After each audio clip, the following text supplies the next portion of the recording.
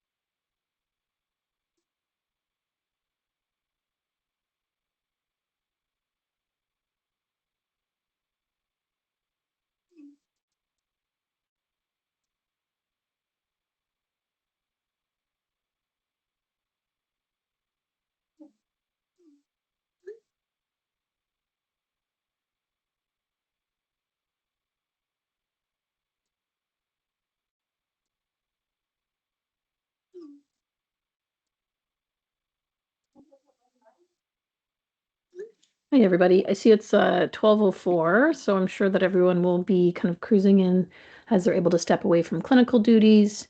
Um, Welcome to Grand Rounds. Dr. Hallie Rokni has kindly agreed to present today and be speaking to us about thyroid testing in hospitalized patients. So Hallie, I think we can probably get started and then we'll make sure we have some time for questions at the end as needed. Okay, Thanks. sure. Okay. Hi, everyone.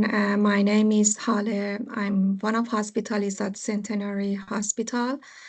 So I choose to speak about thyroid tests in hospital patients because we see a lot of tests done, and sometimes even myself as a hospitalist, I'm not sure why I did the test. So objectives of this study is the importance of thyroid tests in hospital patients, choosing wisely. It means which patients we really need to do this test. And the other one is TFT in delirium, and what are common TFT patterns in hospital, and when to do endocrine consult, and when to repeat tests. So I'm not sure if thyroid tests are part of our admission routine test, but we see a lot of them done even in emergency. But based on guidelines, we need to do thyroid tests only in a few indications. One of them is unexplained and refractory euvolemic hyponatremia. And as an example, let's say a patient comes with pneumonia and they have hyponatremia. We are thinking of SIADH, and we really don't need to do thyroid tests to find if they are hypothyroidism is causing that. The other one is new onset atrial fibrillation or flutter, especially if we don't have any other clear etiologies. The other one, which is very rare with modern medicine, is if we are thinking about mixed edema coma or thyroid storm. Because right now we have these tools that lots of outpatient family physicians, they do thyroid tests, and we diagnose thyroid problems earlier than before. So these two diagnoses are really rare. If a patient has unexplained goiter or proptosis and they haven't done any investigations before, if we suspect adrenal insufficiency, which can coexist with hypothyroidism or complicate management, or if we have other clinical findings highly suggestive of thyroid dysfunction.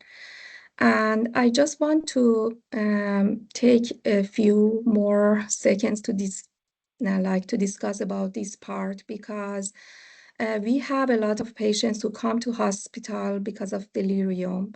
We need to know that TSH is a part of diagnosis investigation for dementia, because of course hypothyroidism is more common in elderly, and it can be a cause for reversible cause for dementia, but it's not a part of investigation for delirium based on guidelines. I will explain more later about this. And also patients with severe constipation or muscle weakness.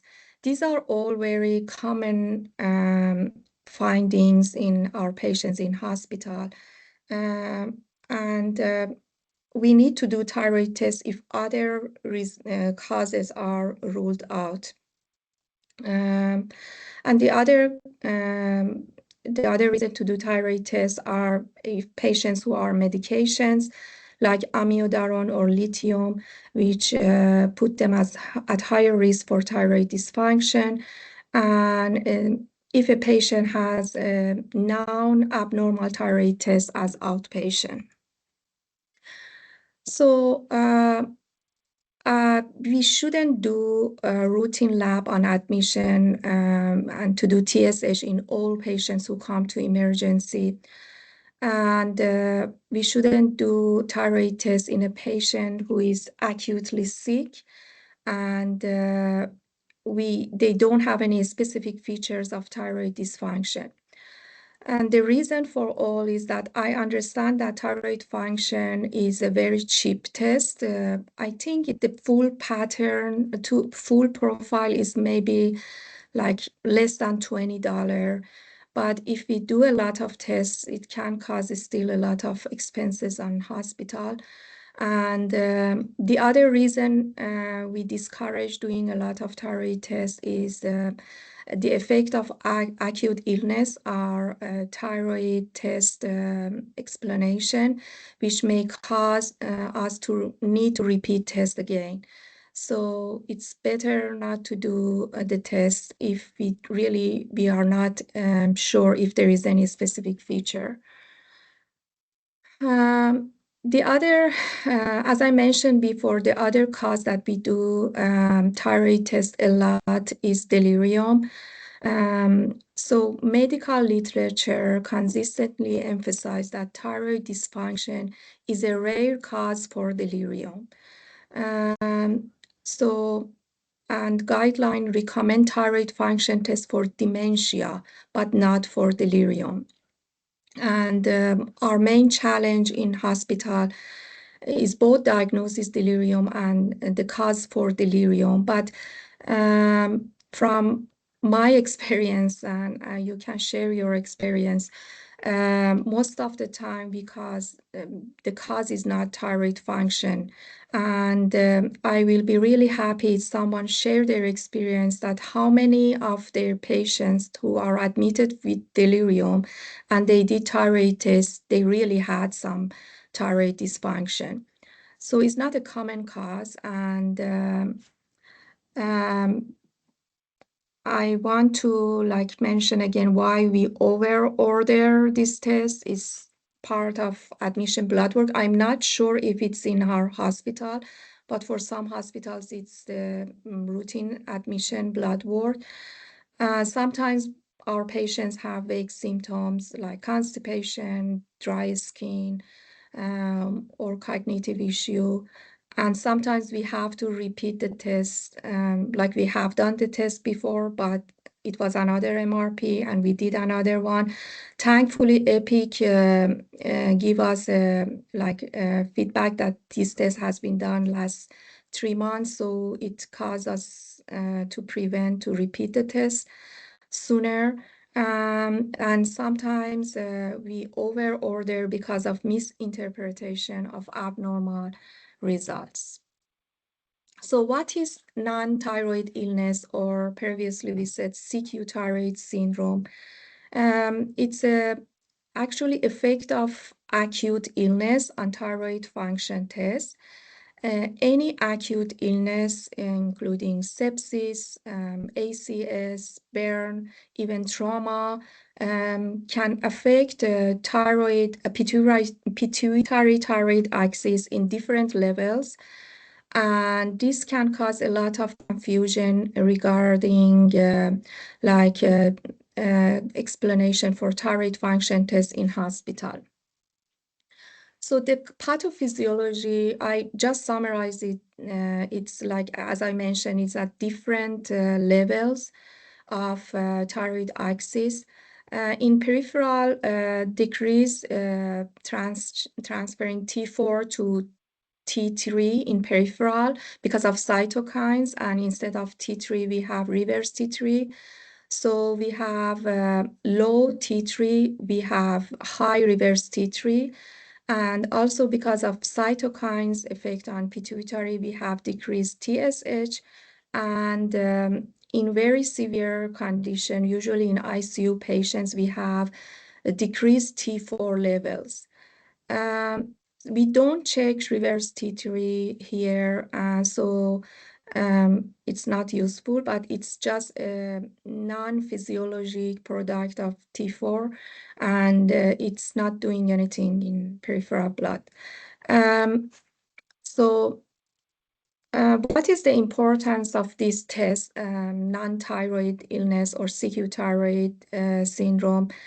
Honestly, it doesn't have like I know the lower T4 can cause higher mortality.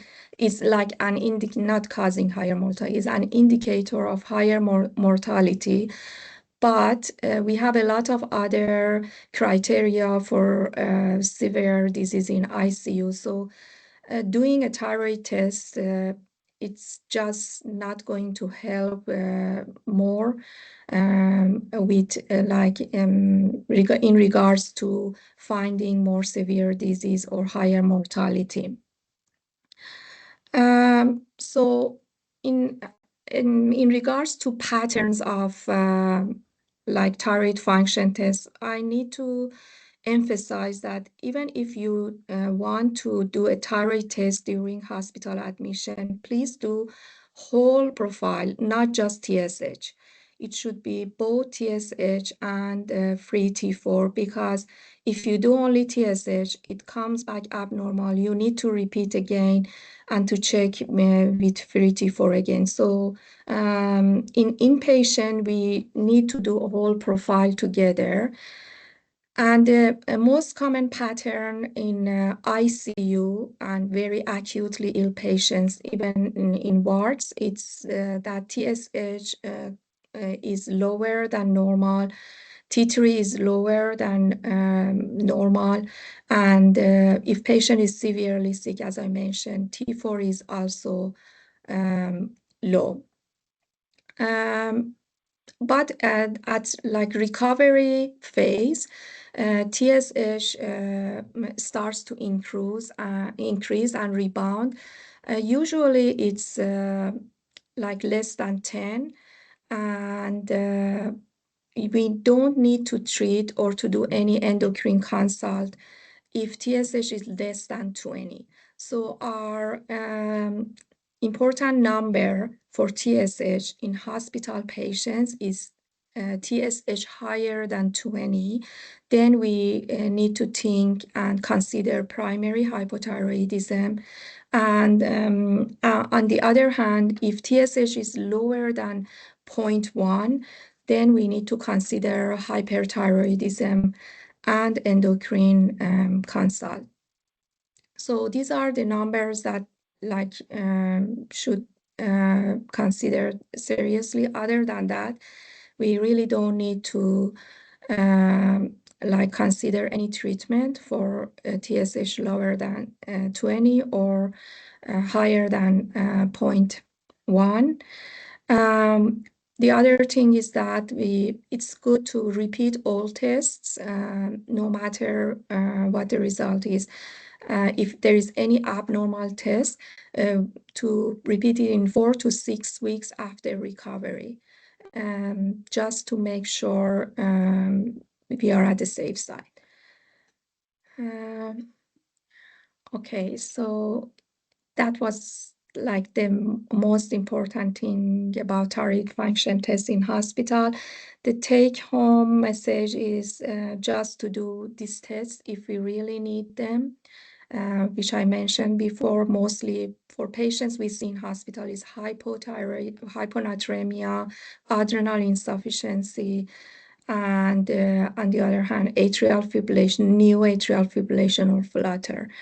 And just limiting to this can prevent more confusion and need for like endocrine consults when it's really not necessary. If you have any questions, I'm more than happy.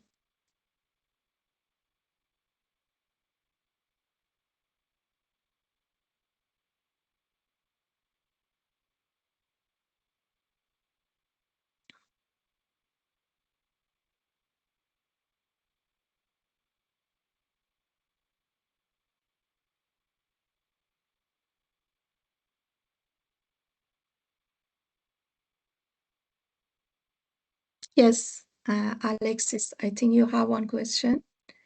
Thanks, Holly. Yeah, I think this is really relevant for those of us that are doing inpatient work, definitely, and we run into this a lot. I guess two points. I do agree that this is one of those instances where the Epic pop-ups are like helpful and change what I do, Yes. because Yeah. most of the time, not only are you provided with, a result that you may have missed, but it actually tells you the result. Yes. And it'll often mean that I cancel my lab test. Um, Yes. I guess one other question, I feel like I run into situations where patients have had contrast dye, and this is maybe also for the larger group. So for patients where you're suspecting that contrast dye from imaging is playing a role in the abnormal thyroid tests, what kind of a timeline can I expect to see improvement in the values? Is it like, the standard like check in 4 to 6 weeks, or can I expect it to normalize faster than that? Just for my own clarity. Thanks. Um, with contrast dyes, it's usually because they have iodine, and it's usually in patients with underlying goiter or some type of underlying maybe autonomic thyroid function. I can't say just Graves, maybe thyroid nodules. So, and this can cause jod-based Doe phenomenon, which means that the iodine in contrast caused more thyroid function. To be honest, I don't remember timeline that we need to repeat, but I think 4 to 6 weeks would be reasonable to repeat the test. I'm not sure if anyone else has any uh, comments on this.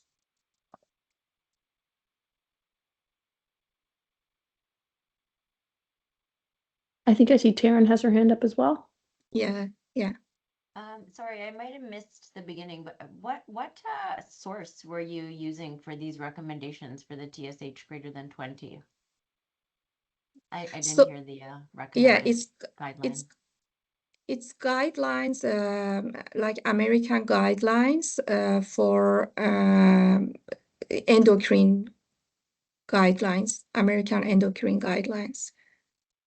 So generally speaking, a TSH can take a while before it would change in Yeah, response to yeah. immediate thyroid hormone levels. So if somebody presents and their TSH is already like in the teens, chances are they already have underlying thyroid disease. And I think I respectfully would disagree with it not being something that you need to worry about, because it wouldn't change as they walk through the emergency room door. It's more the free thyroid hormones that tend to change with acute illness. With So respect to the TSH, the half-life of a TSH is about 5 weeks. So repeating TSH is generally recommended to repeat after 5 to 6 weeks for any reason why you think that there might have been a disruption in the thyroid function. So what was the question? First part, like the TSH higher than 20 is our red flag to consider primary hypothyroidism, right? So what I'm saying is I think that even if it's in the teens, because usually above 10 in the outpatient setting is when you would consider Yes, you would outpatient be is the recommend, right? But if they're walking through the door, there's no reason to believe that their TSH will be disrupted so quickly as they're walking through the no, emergency no, no. room. TSH higher than 20 is for recovery phase, like when they are improving. It's not when they are in emergency. Okay. Recovering from what? Like if a patient is in hospital, in ICU, and then they are like with pneumonia, in recovery phase, TSH rebound and increase. So the number that we need to consider to treat as primary hypothyroidism is TSH higher than 20 at that phase. But if it's So I think it would be important to take into consideration how many days they've been unwell before yeah, making that determination. Yeah. yeah. I don't have a specific day that I can say, okay, after one, but I know that if it's higher than 20, then Yeah. What I'm saying is if it's below 20, you still may want to consider treatment depending on other factors. I think I would just repeat the test.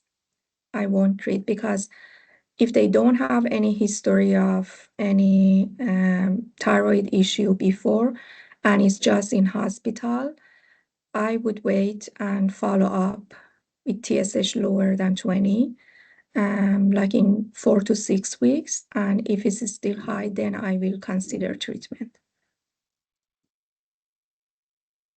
Because the thing is that this rebound increase can be like very high, but it can be just a non-thyroid illness.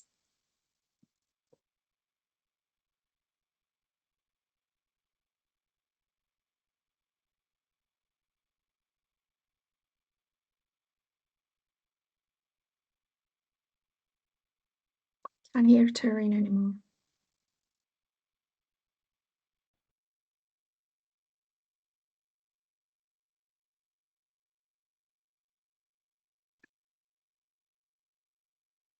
Well, thanks all. Any further questions can either be put in the chat or emailed directly to Halle. Thanks, Halle, again for presenting. You're welcome. And have a great day, everybody. Thank you. Bye.